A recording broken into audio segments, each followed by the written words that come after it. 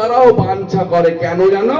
রাধা গোবিন্দের যুগল সেবা করবে বলে। হরিবল হরিবল।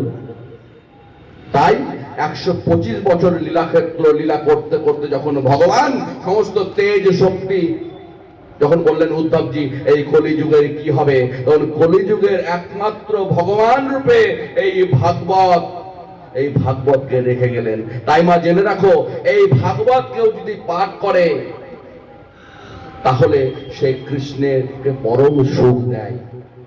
আবার বলছে এই ভাগবত যদি কেউ তুলসী চন্দন দেয় তার তার তার ওই পুনর্জন্ম আর হয় না।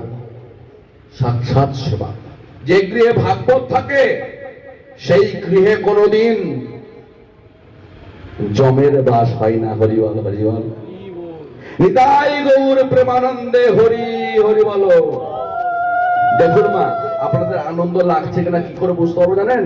ওই বাবাদের হরিধ্বনিতে আর মায়েদের উলুধ্বনিতে। নিতাই গৌর হরিবল হরিবল। তাই সবাই বলো, প্রেম সে বলো একবার রাধে রাধে।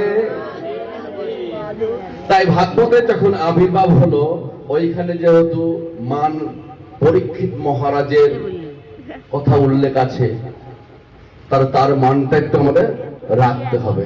জয় নিতাই। তাই পরীক্ষিত মহারাজ, আগে জানতে হবে পরীক্ষিত মহারাজ কে। আগে মা, পরীক্ষিত মহারাজ কে ছিলেন? তিনি কিন্তু হস্তিনাপুরের রাজা ছিলেন। আমরা সবাই জানি অর্জুনের সারথি কৃষ্ণ, সেই অর্জুনের পুত্র ছিল অভিমন্যু, আর সেই অভিমন্যুর পুত্র হচ্ছে আমার পরীক্ষিত জি। হরিবল হরিবল। তো হয়েছে কি, যেখানে বলছে এই অভিশাপ তত্ত্ব, আচ্ছা এটা পাঠ করে পাঠের মাধ্যমে হবে না মুখে হবে? কৃপা পুরো বলুন। পাঠের মাধ্যমে হবে। হরিবল। মুখে বললে কি হল, লিয়াটা ভালো বোঝা